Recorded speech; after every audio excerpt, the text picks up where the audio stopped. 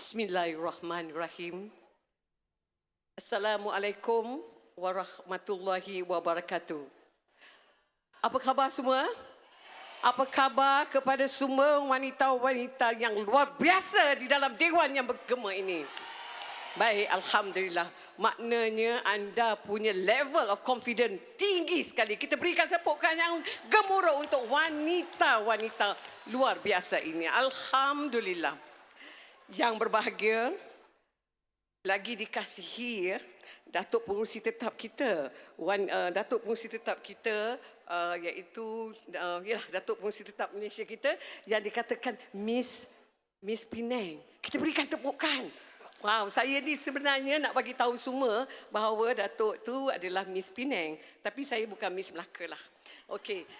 Yang berbahagia Datuk Timbalan Pengurusi Tetap Malaysia, yang berhormat lagi dikasihi Datuk Seri Dr. Nurani Ahmad, Ketua Wanita UMNO Malaysia. Yang berbahagia Datuk Nurliza binti Abdul Rahim, Naib Ketua Wanita UMNO Malaysia. Tetapi saya kena sebut yang lepas ni, iaitu yang amat berhormat Datuk Seri Rauf adalah Ketua Menteri Melaka yang kita kasihi. Come on orang Melaka, berikan satu tepukan yang hebat kepada Ketua Menteri kita. Wow, saya terharu tetapi ada duk-dap juga di sini. Tak apa. Barisan Pegawai dan Esko Wanita UMNO Malaysia, ketua-ketua wanita negeri-negeri yang amat berhormat. Kita dengarkan juga ni. Semua kuat ada kat sini. Datuk Seri Wan Rosli Wan Ismail, Naib Presiden UMNO Malaysia, merangkap Menteri Besar Pahang. Datuk Melaka menyokong penuh Datuk. Tak ada pula Datuk kat sini ya. Okey, Wakil-Wakil Ahli Majlis Kerja Tertinggi UMNO Malaysia, Ketua Wanita Bahagian-bahagian serta perwakilan di negeri seluruh Malaysia. Saya nak bacakan satu tagline yang datangnya nukilan daripada Ketua Menteri Melaka itu sendiri. Melaka maju,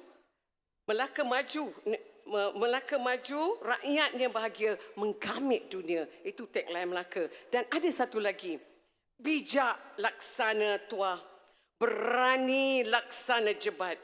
Itulah dia Datuk Seri Rauf kita. Kita berikan tepukan. Salam satu Malaysia Madani. Yang amat berhormat Datuk Seri, Datuk, Datin, para perwakilan dan pemerhati sekalian.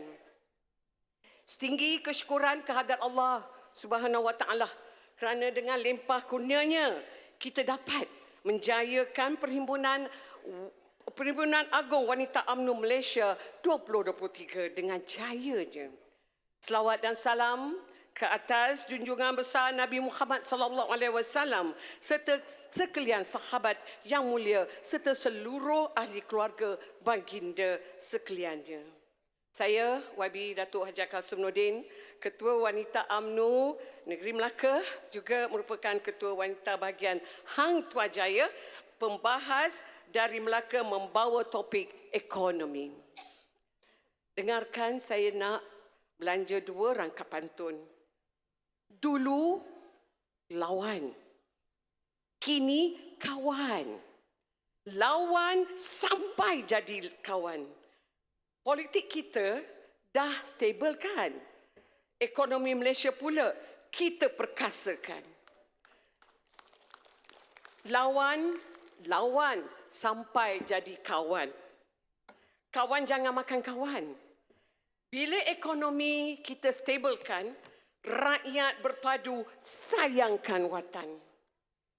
Yang berbahagia Datuk Pengurusi Tetap, dalam konvensyen wanita Kerajaan Perpaduan yang lepas, salah satu daripada 5 tekad ikrar kita adalah melaksanakan agenda memperkasakan wanita bagi memastikan wanita memainkan peranan dalam pertumbuhan ekonomi negara.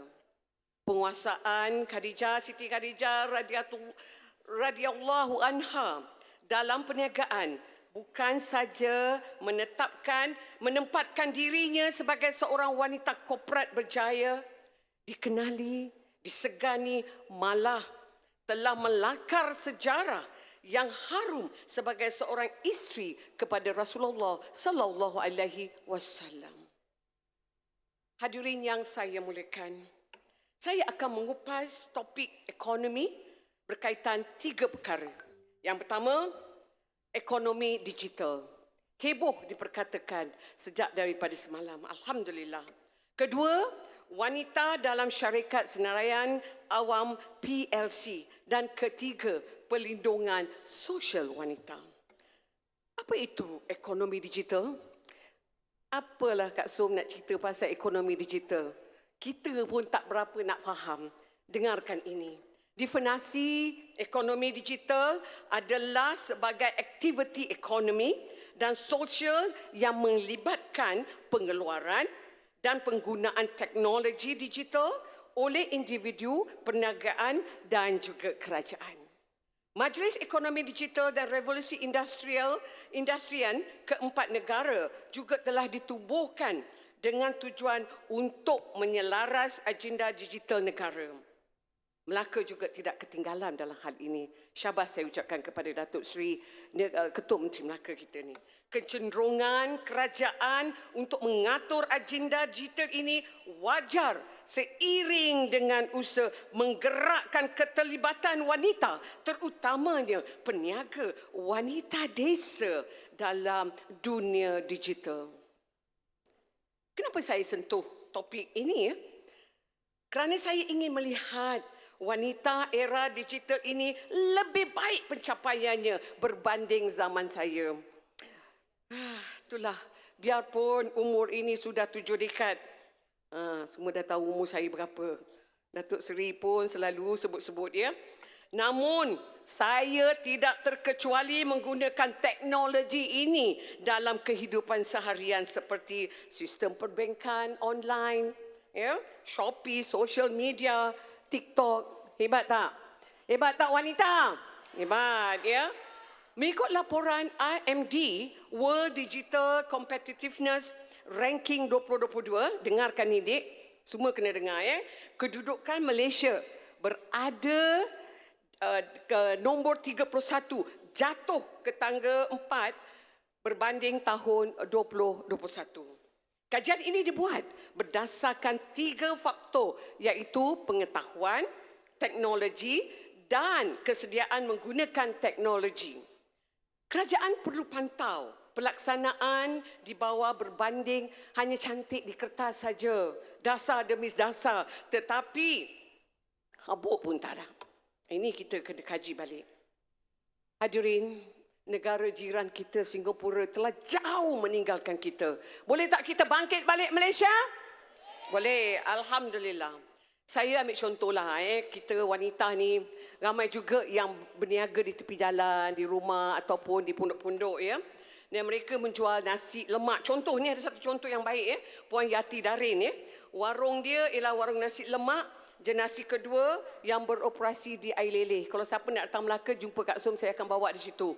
Siapa makan nasi lemak ni, dia pun akan meleleh. Air liur meleleh lah.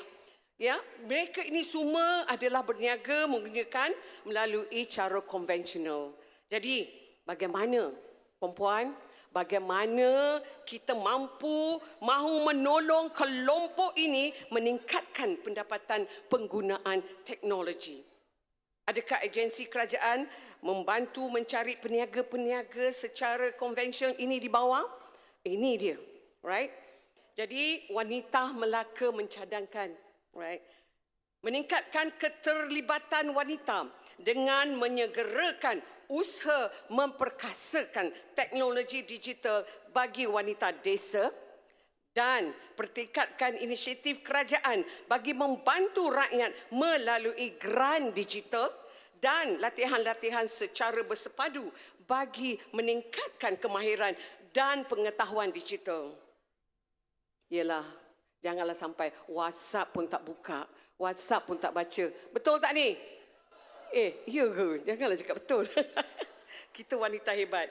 Selain itu, agensi kerajaan juga digesa supaya turun ke padang, bertemu peniaga kecil di jalanan bagi menggalakkan mereka berjinak-jinak menggunakan teknologi dalam perniagaan seharian.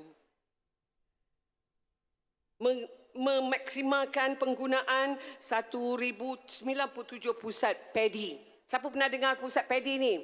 Pusat padi ni ialah pusat ekonomi digital seluruh negara secara efektif bagi kaum wanita dan rakyat Malaysia amnya. Kita kena hidupkan balik padi ni, right?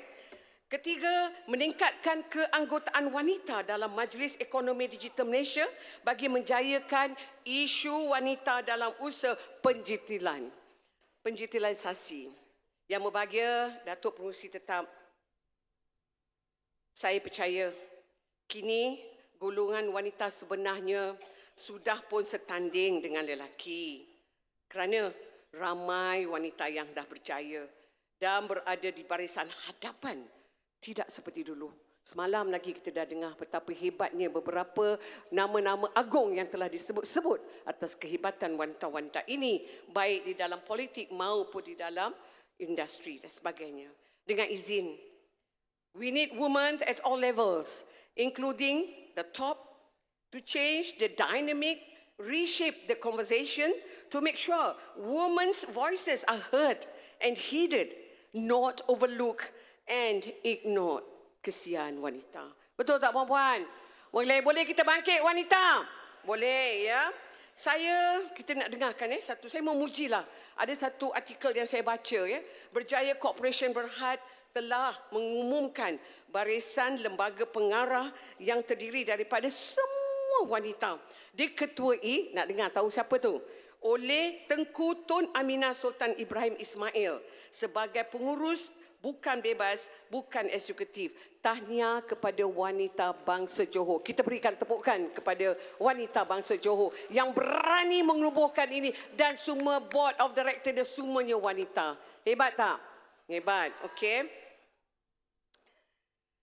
Peratusan purata pengarah wanita bagi keseluruhan PLC yang disenaraikan di Bursa Malaysia pada masa ini berada pada kira-kira 22% saja, ya, bagi bulan Mei 2023. Namun antara dalam perjalanan ke arah mencapai sasaran 30% ialah mengkaji amalan beberapa PLC yang mempunyai semua lelaki dalam lembaga pengarah. Ni kita dengarlah orang lelaki ni.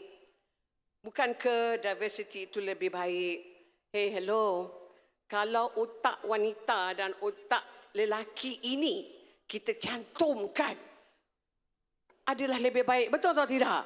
Betul. Kena tengok balik. Jangan semuanya orang lelaki je. Jangan kata wanita tak boleh. Betul wanita? Okey. Wanita Melaka mencadangkan wanita UMNO Malaysia melalui DNA Center. Apa itu DNA Center?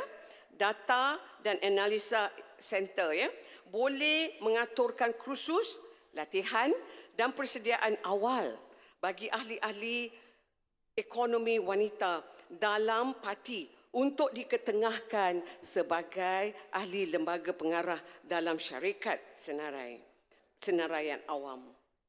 Jumlah keterlibatan lembaga pengarah wanita dalam PLC wajar dipertingkatkan sejajar peratus seimbang gender di Malaysia. Tidak limit kepada 30% saja. Lemas kita dengar balik-balik 30%. Tapi hari ini kalau kita tengok di semua institusi di universiti kita nampak ramai anak-anak kita yang wanita berada di sana. Manakah wanita-wanita ini diletakkan? Itulah menjadi persoalannya. Yang berbahagia Datuk Pengerusi Tetap dan hadirin yang saya mulakan. Kajian menunjukkan penularan COVID-19 akan terus meninggalkan kesan yang lebih terutamanya terhadap wanita berbanding lelaki. Kerajaan boleh membantu dengan membangunkan semula ekonomi dengan memperkasakan dan melindungi daya ketahanan wanita. Ramai wanita kena stres. Dan bukan saja wanita stres tahu. Wanita ni dah lah stres. Makan, minum semua nak sediakan. Baru-baru ini, anda nak dengar cerita tak? Baru-baru ni keluar dalam akhbar. Seorang lelaki bekerja sebagai mekanik telah memukul isterinya. Patah hidungnya. Kerana apa? Kerana ia enggan untuk ditiduri. Lelaki ni jahat. Dia tahu tak isteri dia dalam stres? Ini nak makan tak cukup, budak nak pergi sekolah, nak naik bas, nak beli baju dan sebagainya. Yang lelaki ni, aduh. Okey, jadi kita minta wanita hari ini, kita bangkit dan kita memastikan jangan ada tangan-tangan kasar yang datang dan memukul wanita-wanita kita. Boleh tak, perempuan? Boleh, ya? Dari segi perlindungan sosial, wanita. Ya. YB, tolong hulungkan pasal kita ada program sekejap lagi. Ya, kejap. Sikit lagi. Saya ada cerita yang baik ni nak bagi tahu wanita. Dari segi perlindungan sosial, wanita terutama suri rumah tangga yang terlibat, yang terbabit dalam ekonomi gig dan sektor tidak formula perlu disediakan perlindungan sewajarnya. Okey. Kerajaan wanita Melaka juga menggesa. Kerajaan menyediakan perlindungan seperti insurans atau takaful buat kaum wanita. Ini adalah sesuatu keperluan ketika ini. Sekejap, dengar sikit lagi ya. Mencadangkan supaya kerajaan memperkenalkan gaji. Dengar ni. Saya rasa ibu-ibu di sini mesti suka. Mencadangkan supaya kerajaan memperkenalkan gaji untuk ibu yang menjadi suri rumah di bawah Universal Basic Income ataupun pendapatan asas universal. Kalau suka, tepuk tangan. Puan-puan, dengar sini. Hari ini kita bayar bibik-bibik kita tu mahal ke? Mahal ke murah? Mahal. Hanya menjaga 2-3 orang anak kita, basuh dapur, basuh bilik air, kadang-kadang pun tak bersih. Betul atau tidak?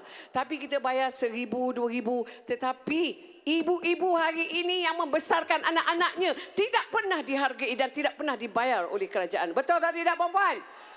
Okey. Jadi kita fikir-fikirkanlah, right? Sekurangnya beban kebergantungan terhadap suami sekaligus memberi isteri semangat untuk keyakinan diri. Betul lah, kalau tiap-tiap bulan masuklah 600 ke 1,000 dalam akaun. Happy tak, perempuan? Nak buat kerja pun boleh. Suami belum panggil, kita dah datang. Betul? Betul. Fikiran sudah okey, mah. Right. Itulah dia. Right. Jadi saya lagi satu lagi yang ketiga, mewujudkan tabung keluarga madani. Dengar. Sebuah institusi khas bagi tujuan perkahwinan bagi pasangan kali pertama. Dengar ni. Ni anak-anak muda sekarang ni. Nak kahwin. Duit tak ada. Nak kahwin juga. Tak bagi kahwin. Macam-macam hal dibuat di luar sana. Betul tak? Kita sentiasa diberikan cerita-cerita yang cukup ngeri. Dahsyat sungguh. Jadi saya rasa pelaksanaan ini boleh dibuat melalui tabung remaja Malaysia. Seperti konsep SSPN, tabung haji. Fikir-fikirkanlah ya. Ianya sekurang-kurangnya mengurangkan beban ibu bapa ni nak kahwin, duit tak ada dan sebagainya ya. Datuk Pengerusi Tetap, sebelum saya akhirilah perbincangan saya ini, saya nak bacakan satu sajak daripada nukilan Sio Hutatsiut. Susah nama dia. Dengarkan. Ini adalah untuk kita semua. Perempuan itu buku. Apa kau tahu? Jika perempuan itu buku, tintanya biru teduh. Perempuan itu gudangnya ilmu. Isinya tak hanya asmara cendu. Namun, erti dari tulisan pengorbanan tanpa keluh. Walau dituntut harus sempurna sungguh. Namun, perempuan tahu nikmatnya berdiri teguh tanpa kompromi waktu. Di dalam buku akan kau temukan cerita tentang cinta yang utuh. Walau hidup tak semanis madu, tangis meredu, bahkan sakit berdentum. Tapi tak pernah ia tulis bahawa hidup sepahit hempedu. Hanya ada tentang nyanyian syukur, syukur, syukur. Sayangnya, buku itu tidak bisa kau beli dengan sekuntum bunga mawar ungu. Tapi, tawarlah dengan rindu yang sudah engkau pupung. Tenang saja, tak perlu ragu-ragu. Kerana dari buku itu akan kau temukan bahawa perempuan adalah pangkal restu. Juga sajak-sajak tentang doa ibu. yang tiap hari ditulis dengan tangguh, perempuan tak pernah layu. Perempuan itu buku dan perempuan itu adalah aku dan anda semua yang berada di dalam dewan yang mulia ini. Hanya Allah Maha mengetahui apa yang sebenar. Sekian saya Melaka mohon menyokong. Sekian wabillahi taufiq wa hidayah. Wassalamualaikum warahmatullahi wabarakatuh.